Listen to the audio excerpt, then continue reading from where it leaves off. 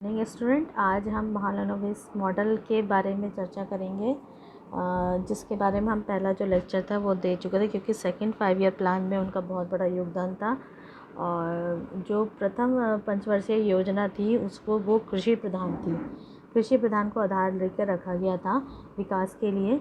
लेकिन जब second 5 year plan बनाया गया द्वितीय पंचवर्षीय योजना में, तो उसमें महालनोबिस ने अपना जो था वो उन्होंने उसमें 2 सेक्टर मॉडल की चर्चा करी थी, और उसका विकास का जो आधार था वो इंडस्ट्रीज़ रखा गया था। तो इसमें अब हम लोग ये देखते हैं कि महालनोबिस जो थे उन्होंने भारत की सेकेंड जो 5 ईयर का प्रारूप तैयार किया था, उसमें उनका बहुत महत्वपूर्ण योगदान रहा था।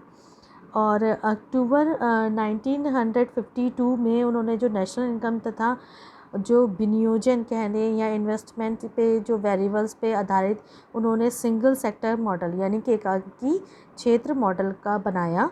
फिर 1 साल के बाद 1953 में उन्होंने क्या करा कि इसमें जो मॉडल में जो कमी रह गई, सिंगल सेक्टर इतना ज़्यादा सक्सेसफुल नहीं रहा, जो उसमें कमी रह गई तो उसको सुधार करके उन्होंने 2 सेक्टर मॉडल के रूप में भारतीय अर्थव्यवस्था का विकास के लिए का आदर्श आधार माना गया, उसको उन्होंने बनाया। तो इसमें हम लोग सबसे पहले अब पढ़ेंगे कि जो नेचर क्या था, उसका प्रकृति क्या थी सिंगल सेक्टर मॉडल की। आपको दिख रहा होगा ये जो है कुछ इंग्लिश में और कुछ हिंदी में भी है, बट मैं आपको हिंदी में एक्सप्लेन कर रही हूँ अच्छे से। तो nature of single sector model जो है, this was the earliest attempt at plan model building in India. This model build in 1951। ये जो मॉडल बनाया गया 1951 टू 52 में बनाया गया। और ये जो आपको पंचवर्षीय योजना में मैंने बताया था कि इनका जो मॉडल था वो हैरल्ड डॉमर मॉडल से के वृद्धि मॉडल से मिलता जुलता है। अगर हम इसमें देखते हैं कि महालनोबिस ने जो 3 वेरिएबल्स बताए थे इसमें, कि वो 3 फैक्टर थे। इन्होंने जब पहला जो इसमें माना गया था वो प्रति व्यक्ति आय यानी पर कैपिटा इनकम को ही उन्होंने जो डिटरमाइनिंग फैक्टर जो रखा था रेट ऑफ ग्रोथ का, वो प्रति व्यक्ति आय के हिसाब से ही माना गया था। लेकिन जो सेकंड आपका जो 2 सेक्टर मॉडल है वो इससे डिफरेंट है बिल्कुल। तो जो फर्स्ट आपका मॉडल, आप ध्यान दीजिए, ये ऑब्जेक्टिव में भी क्वेश्चन आ सकता था। तो जो सिंगल सेक्टर मॉडल जो था वो प्रति व्यक्ति आय पर डिपेंड करता था, या उसका डिटरमाइनिंग फैक्टर ये था। उसके लिए 3 चीज़ों को देखा गया था। और इसमें आप देखेंगे नंबर 1 यहाँ पे है आपका। तो नंबर 1 में जो है fraction of net income used for investment and, इसको हम अल्फ़ा से बताएंगे। अल्फ़ा जो होता है, आपको अल्फ़ा का जो लिखते कैसे हैं अल्फ़ा के लिए आपको बताते हैं। अल्फ़ा ऐसे लिखा जाता है, ठीक है। और बीटा जो होगा वो इस तरीके से लिखा जाएगा। हम इन दोनों चीज़ का यूज़ करेंगे। और एक चीज़ आएगा आपका इसमें डेल्टा, ठीक है, डेल्टा सी और डेल्टा आई आएगा, ठीक है। तो इस चीज़ को देखिएगा, इसी के आधार पे हम लोग करेंगे। तो जो पहला फ्रैक्शन ऑफ नेट इनकम जो था यूज़ किया गया इन्वेस्टमेंट के लिए, वो उसको हम लोग अल्फ़ा से मानेंगे। दूसरा जो था the incremental income investment ratio, which is inverse of ICOR, यानी कि इजिकल टू ICOR क्या होता है, डेल्टा आपका इसमें आएगा delta C upon delta Y। C for consumer और Y फॉर इनकम से होता है, ठीक है। C फॉर क्या हुआ, कंज्यूमर, और दूसरा Y फॉर क्या हो गया इसमें, पर कैपिटल नेट इनकम का जो वो पार्ट है उसको कहा जाएगा। इसको हम आगे आपको डिस्क्राइब करेंगे। तो ये चीज़ आप समझ लीजिए दूसरे में। और जो तीसरा जो आपका पॉइंट है, तीसरा पॉइंट जो था the rate of growth of population. पहला जो था, सबसे पहले हमें क्या करना है, जो नेट इनकम था, नेट इनकम हमारी जो थी, निवल आय जो थी, उसको हम कितना अपने नियोजन में यूज़ करते हैं, यानी उसका कितना हम प्रयोग करते हैं, या क्या भाग जो है, क्या फैक्टर जो है उसका हम यूज़ करते हैं, उसको अल्फ़ा से मानेंगे। सेकंड आपका the incremental income investment ratio, कि आपका कितना इंक्रीमेंटल इनकम इन्वेस्टमेंट रेशियो का कितना पार्ट आप कर रहे हो। तो इसका जो आपको बताया था वो उन्हें ये बताया था कि delta c upon delta y और कैरी ऑन डेल्टा आपका income upon delta investment, I for investment. और जो तीसरा पॉइंट था the rate of growth of population, the rate of growth of population he used the following equation, उन्होंने इस पर ये यूज़ करा गया था। पॉपुलेशन आपको दिख रहा होगा, ये सबसे नीचे देखेंगे वाई टी। वाई टी क्या है? वाई टी का मतलब क्या हुआ? पर कैपिटल नेट नेशनल इनकम, और टी का मतलब हुआ आफ्टर टाइम। टी का मतलब क्या हुआ? टाइम। और वाई का मतलब क्या हुआ कि आपकी राष्ट्रीय आय में प्रति व्यक्ति आय, और इजिकल टू वो ये कैसे होती है? इजिकल टू आपका इनिशियल पर कैपिटल नेट नेशनल इनकम। ये क्या है?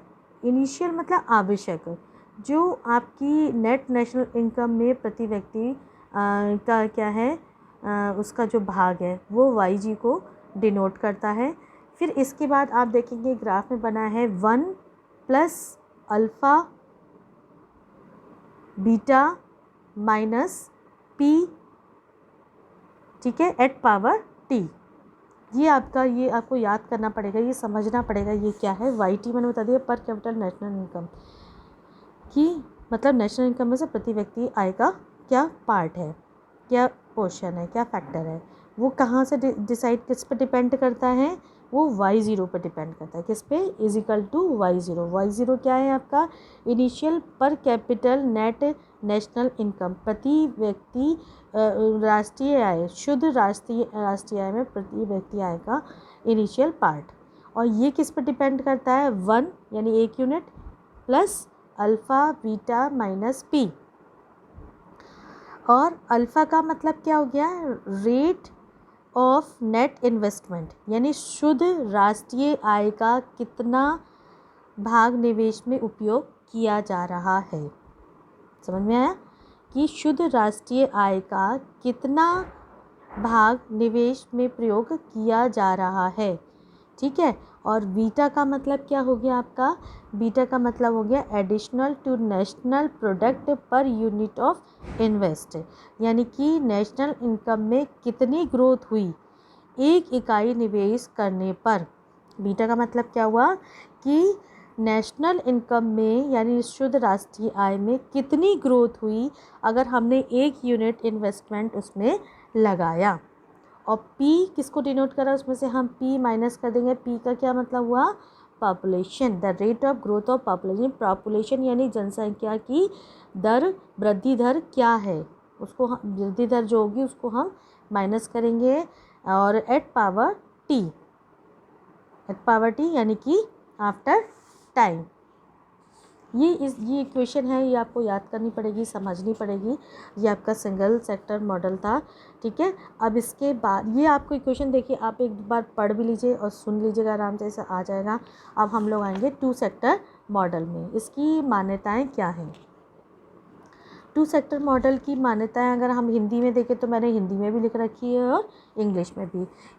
ये है कि आपका देखिए हिंदी में है तो ये है, ये बंद अर्थव्यवस्था से संबंध रखती है। जहाँ अर्थव्यवस्था वहाँ पे बंद है, जब अर्थव्यवस्था बंद है तो विदेशी व्यापार नहीं होगा, सिंपल सी बात है। और नंबर 2 जो है आपका वो है कि अर्थव्यवस्था में 2 सेक्टर होते हैं, एक होता है कंज्यूमर सेक्टर और दूसरा होता है कैपिटल सेक्टर। यानी कि कंज्यूमर सेक्टर मतलब क्या हुआ? उपभोक्ता परक सेक्टर, और कैपिटल सेक्टर का मतलब पूंजीगत वस्तुओं का सेक्टर, ठीक है। और जो इसमें जो तीसरा आपकी एजम्पशन है वो है कि कह रहे हैं यह नियम उपभोक्ता से किसी भी एक क्षेत्र में जब एक बार पूंजी यानी इक्विपमेंट संस्थापित हो जाती, किसी भी क्षेत्र में जब एक बार पूंजी लग जाती है तो उसमें किसी प्रकार का विचलन नहीं होता है, मतलब उसमें किसी प्रकार का इंटरफेरेंस नहीं होता है, परंतु पूंजी क्षेत्र के उत्पादन दोनों क्षेत्रों में क्या होगा के रूप में, आगतों के रूप में किया जाएगा, यानी कि इम्पोर्ट के रूप में किया जाएगा, नहीं एक्सपोर्ट के रूप में उसका प्रयोग किया जाएगा। और 4 है उपभोक्ता वस्तु क्षेत्र एवं पूंजी वस्तु क्षेत्र, यानी कि कैपिटल सेक्टर और जो कंज्यूमर सेक्टर है, ठीक है, कैपिटल सेक्टर और कंज्यूमर जो सेक्टर है इसमें क्या होगा, में ही पूर्ण क्षमता के साथ उत्पादन होता रहता है। मतलब उसमें वो नहीं करना पड़ता, हमें एक्सचेंज नहीं करना पड़ेगा कि इसमें कम है तो उसमें लगा दो, कैपिटल में कम आ रहा है या फिर कंज्यूमर में कम है, वो दोनों ही अपने आप में पूर्ण क्षमता रखते हैं, इसलिए उसमें आराम से उत्पादन हो रहा है, तो उसमें किसी का भी ट्रांसफ़र नहीं होगा पूंजी का। निवेश को पूंजी वस्तुओं की पूर्ति निर्धारित करती है। निवेश किसको करती है, क्योंकि हमने यहाँ पे जब इंडस्ट्रीज़ को आधार माना है या विकास का जो आधार है वो इंडस्ट्रीज़ है ना, तो उसमें सबसे बड़ा जो विकास का आधार बनता है वो होता है इन्वेस्टमेंट।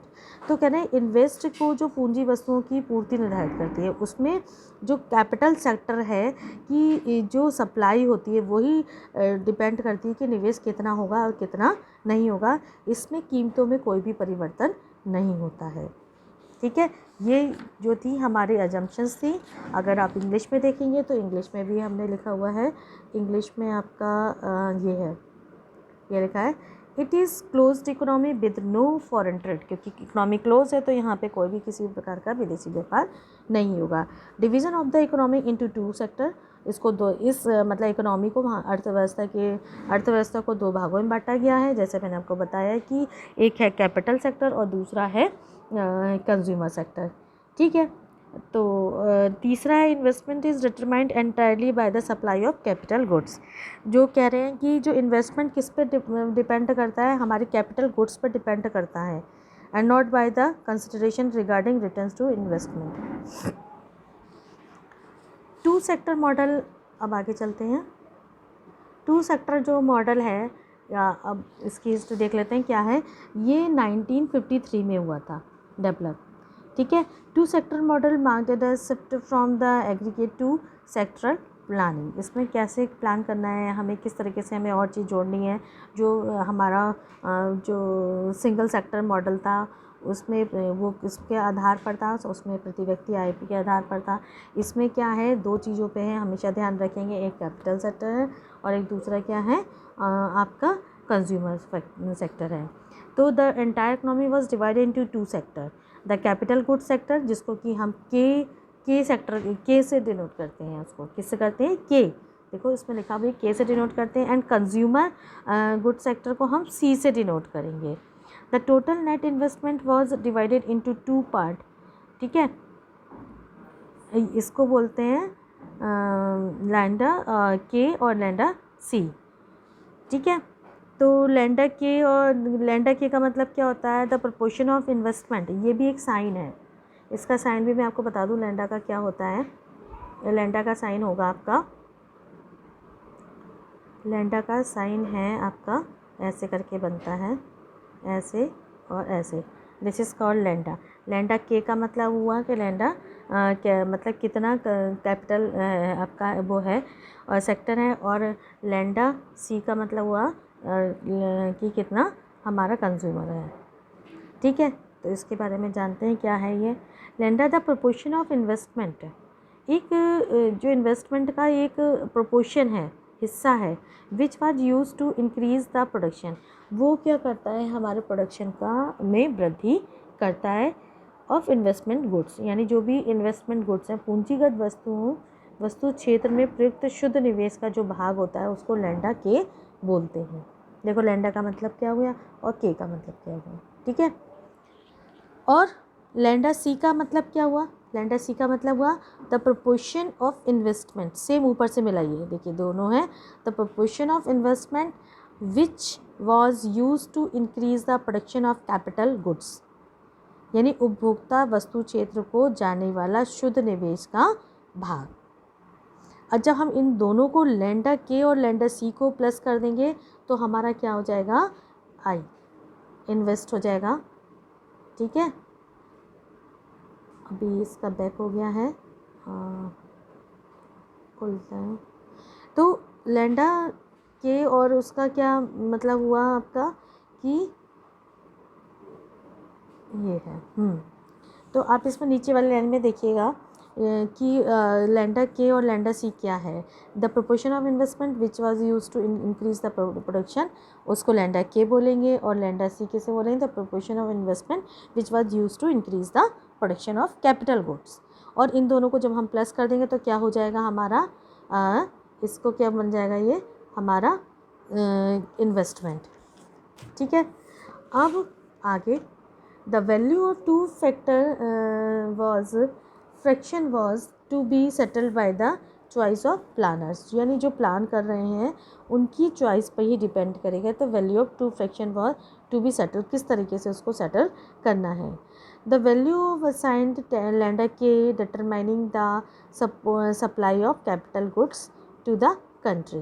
कहने का मतलब है the value of assigned lender के जो डिटरमाइन करेगा, फैक्टर जो डिटरमाइन करेगा वो किस पर डिपेंड करेगा, the supply of capital goods, यानी कि पूंजीगत वस्तुओं की जो पूर्ति है। मैंने आपको पहले ही उसमें बता दिया था अजम्पशंस में, मान्यता में, जो पूंजीगत वस्तुओं की जो सप्लाई होगी या पूर्ति जो होगी कंट्री की, उस पर डिपेंड करेगा।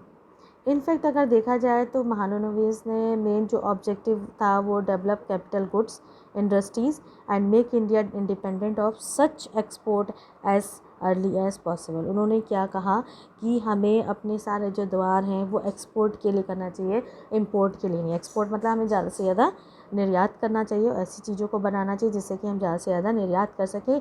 और इसी तरीके जब हम निर्यात करेंगे तो इंडस्ट्रीज़ लगाएंगे तो वहाँ पे रोज़गार भी बढ़ेगा, रोज़गार बढ़ेगा तो प्रति व्यक्ति आय और इनकम भी सबकी बढ़ेगी, और इस तरीके से क्या हो जाएगा, हमारी कंट्री जो है डेवलप हो जाएगी। That's all.